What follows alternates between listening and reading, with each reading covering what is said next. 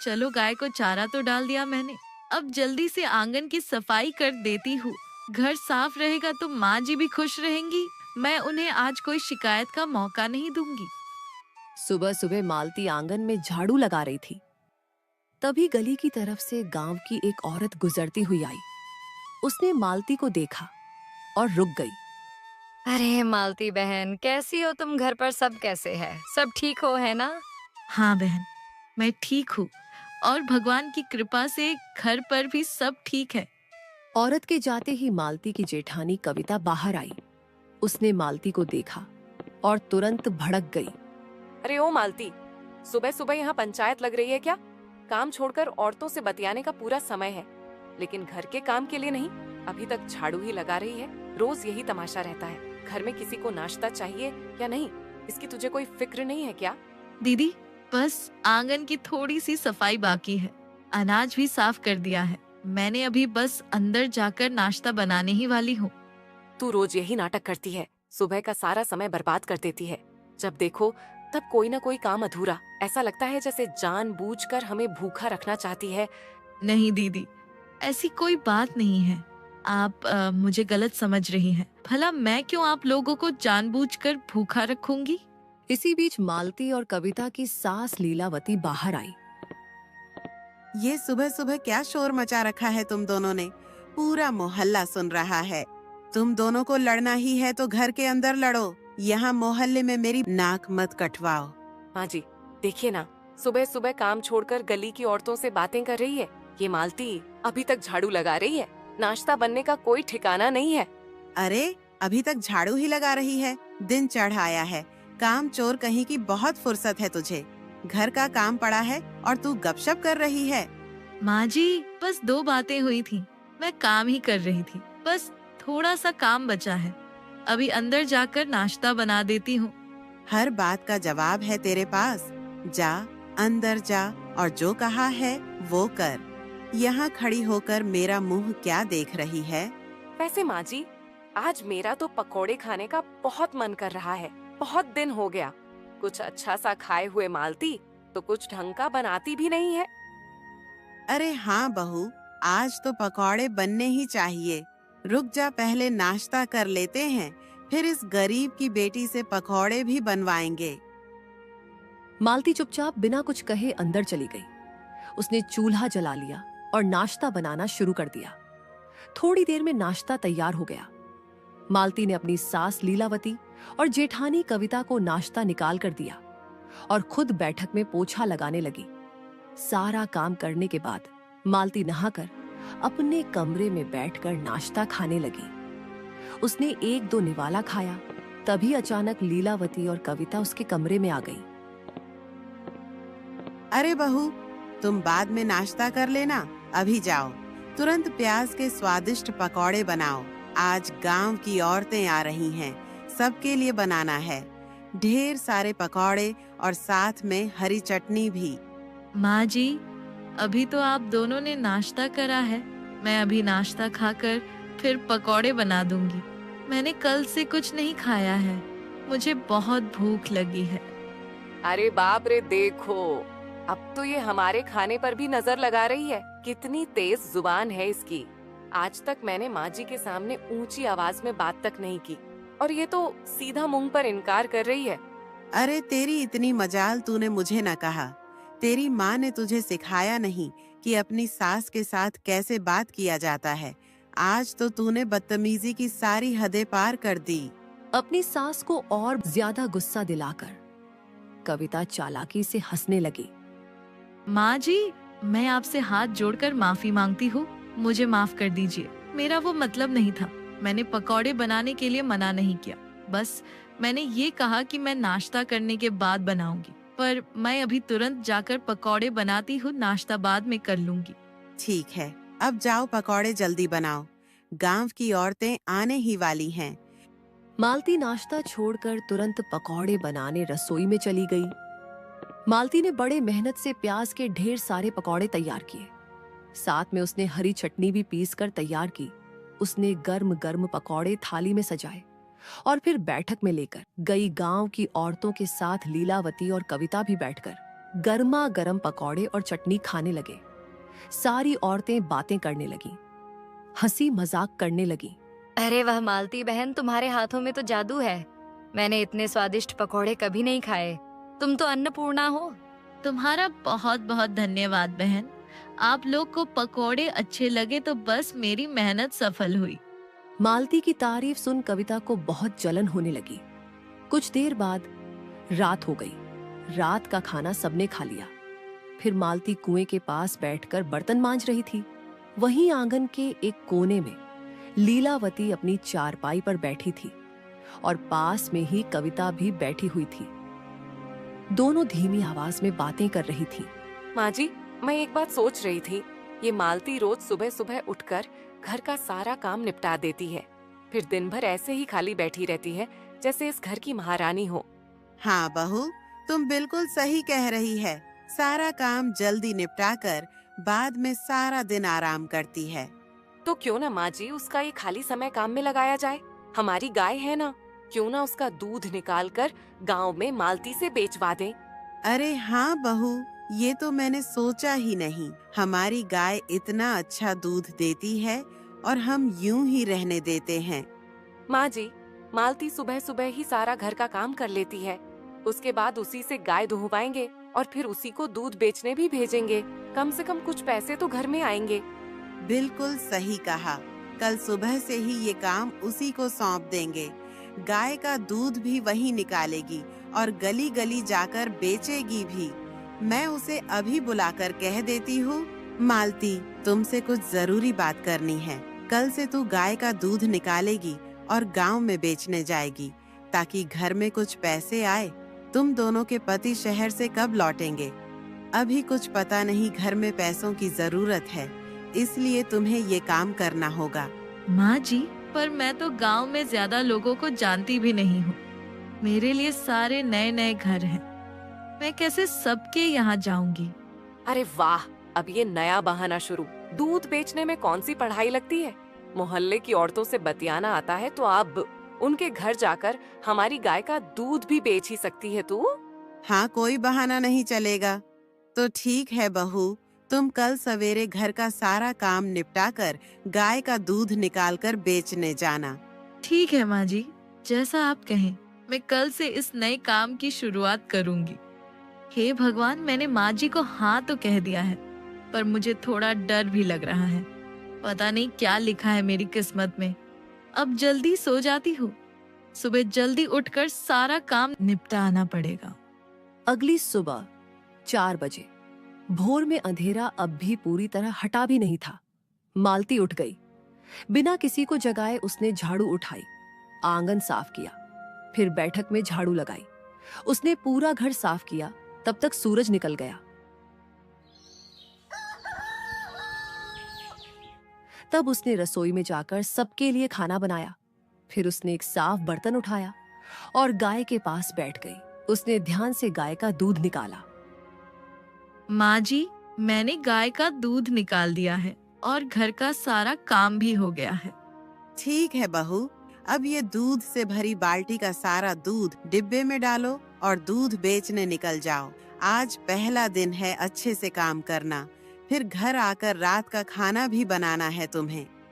मालती ने दूध से भरा डब्बा उठाया और धीरे धीरे गांव की तरफ निकल पड़ी। उसके कदमों में डर भी था और उम्मीद भी। भगवान, आप मेरी मदद करना। आज मैं किसी को शिकायत का मौका नहीं दूंगी। बस शांति से दूध बेचकर घर लौट आऊंगी। वह रास्ते पर आगे बढ़ ही रही थी कि अचानक उसकी नजर सड़क किनारे बैठी एक गरीब औरत पर पड़ी। उस औरत के साथ 2 छोटे छोटे बच्चे थे। बच्चों के चेहरे मुरझाए हुए थे, आंखों में भूख साफ दिख रही थी। बहन, भगवान के लिए कुछ खाने को दे दो। मेरे बच्चे भूखे हैं। मैं बहुत गरीब हूँ। मैं लोगों के घर झाड़ू पूछा करती हूँ, फिर भी पेट भरने के लिए 2 वक्त की रोटी नहीं मिल पाती।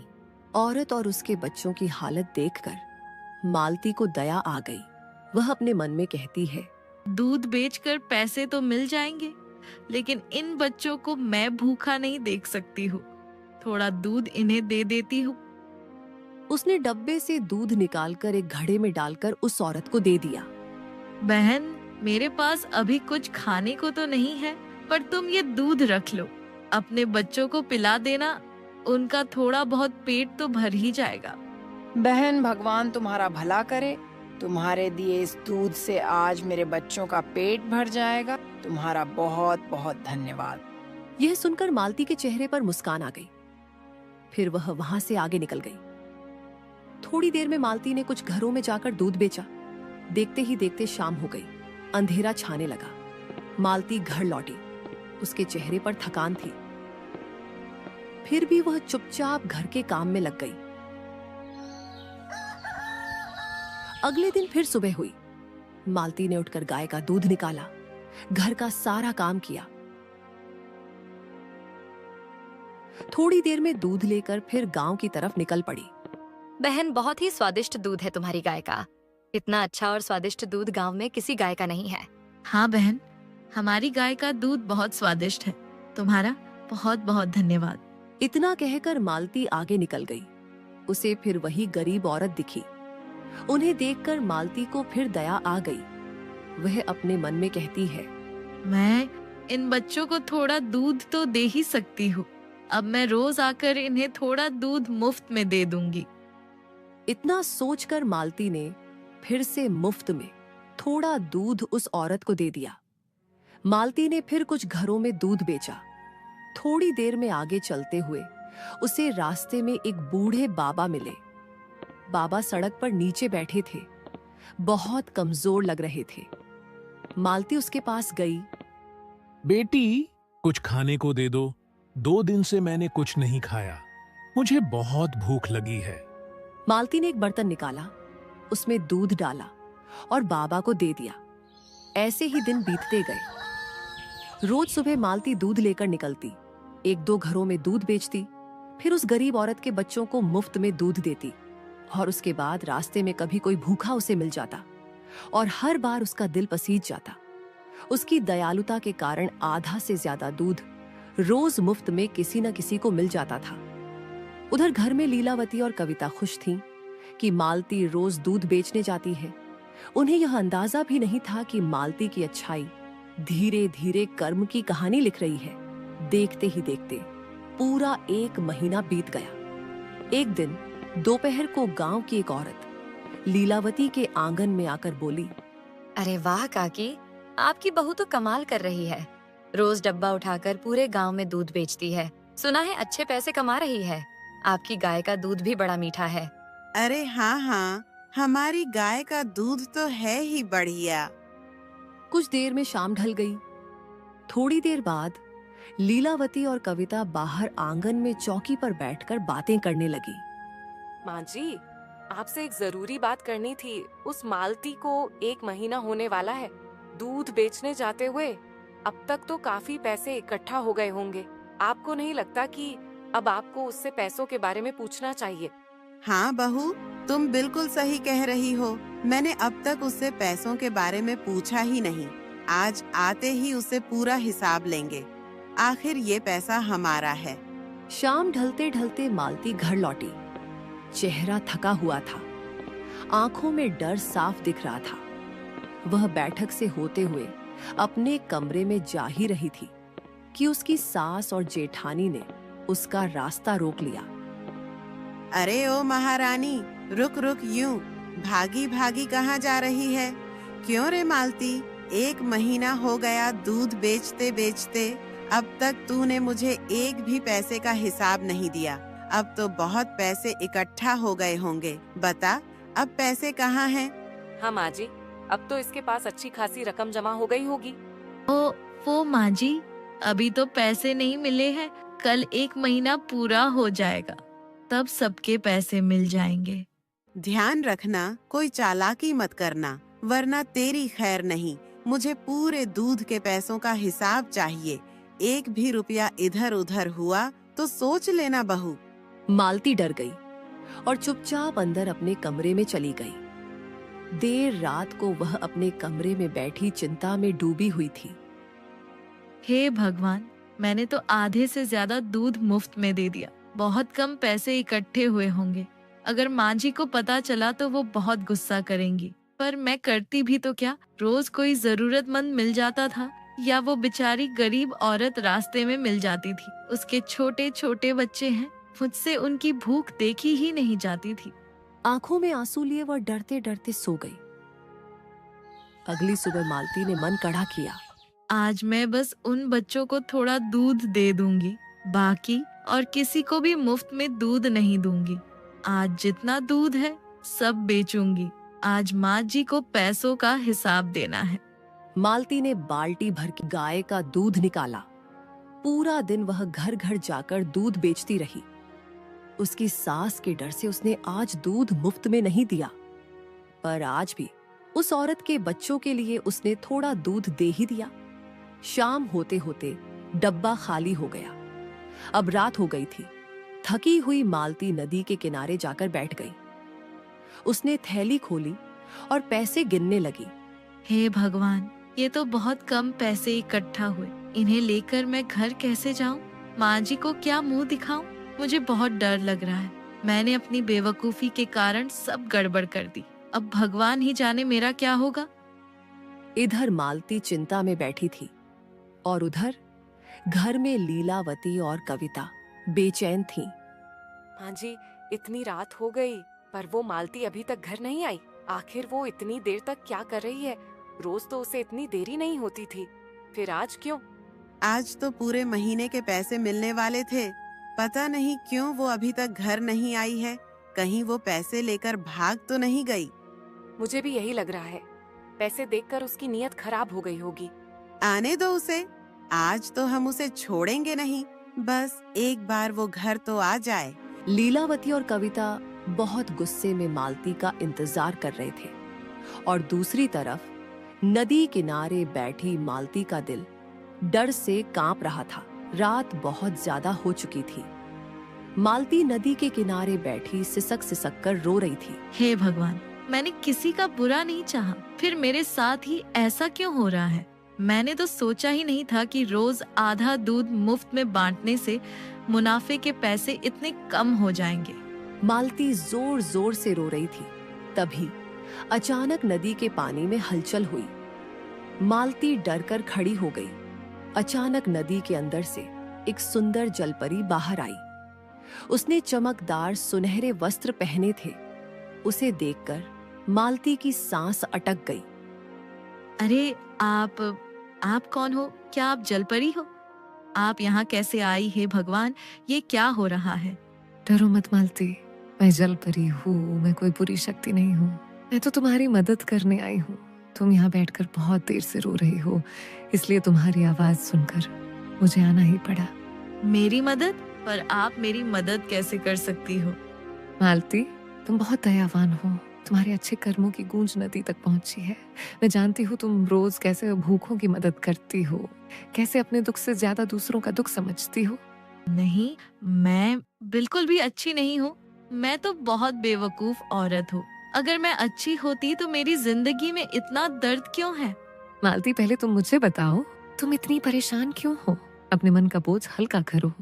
मेरी सास और मेरी जेठानी ने मुझे गाय का दूध बेचने भेजा, पर रोज रास्ते में कोई भूखा बच्चा मिल जाता, कोई बूढ़ा सहारे के लिए हाथ फैला देता। मुझसे मना नहीं किया जाता था। इसे ही दिन बीतते गए।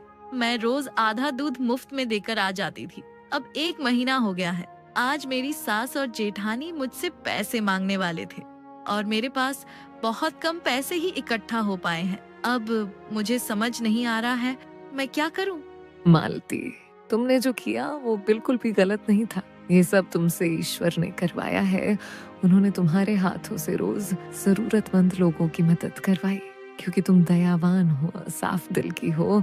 तुम्हारे दिल में दूसरों के लिए दया है। जलपरी ने अपने हाथों से एक मटका भरकर पानी निकाला और मटका मालती की तरफ बढ़ाते हुए बोली, मालती, अब तुम्हें डरने की कोई जरूरत नहीं है। ये पानी मेरे हाथों से भरा हुआ है। तुम इसे अपने घर ले जाना और जहाँ तुम पैसे रखती हो वहीं इस मटके को रख देना। फिर इसे अगली सुबह देखना।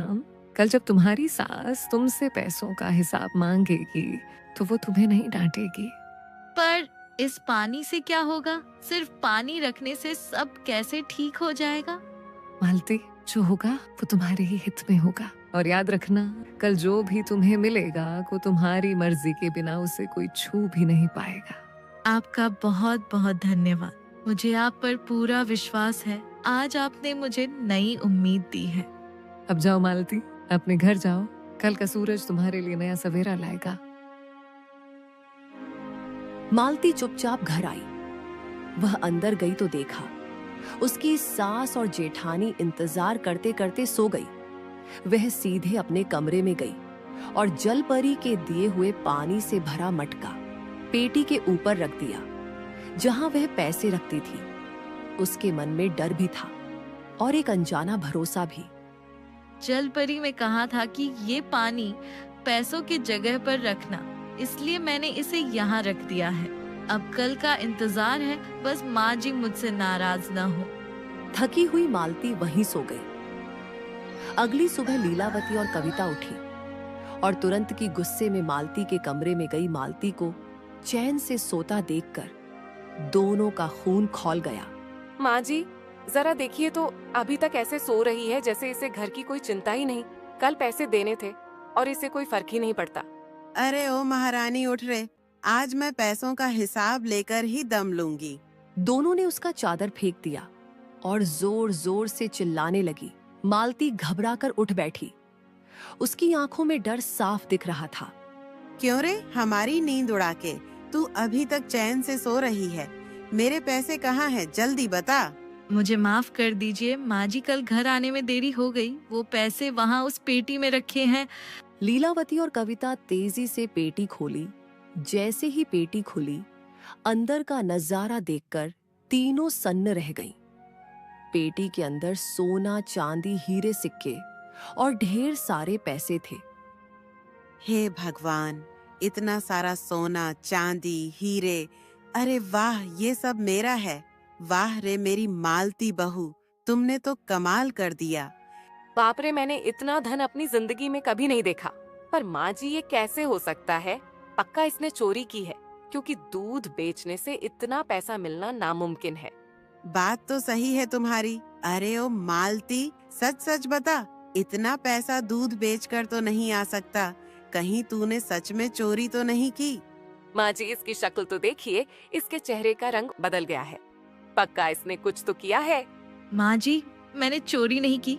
मैं रोज दूध बेचने जाती थी, लेकिन रास्ते में एक गरीब औरत रोज मुझे दिखती थी। उसके 2 छोटे छोटे बच्चे थे। मुझे उनकी हालत देखकर दया आ जाती थी और मैं रोज मुफ्त में उसे आधा दूध दे आती थी। इसीलिए कल मुझे दूध के हिसाब के पैसे बहुत कम मिले। कल रात मैं डर के मारे नदी के किनारे रो रही थी। तभी एक जलपरी आई। उसने मुझे एक मटके में पानी दिया और कहा कि जहाँ पैसे रखती हूँ वहाँ रख देना। ये सब चमत्कार उसी पानी से हुआ है। माँ जी, अगर जलपरी मालती को मटका दे सकती है तो हमें क्यों नहीं? चलो ना माँ जी, हम भी चलते हैं।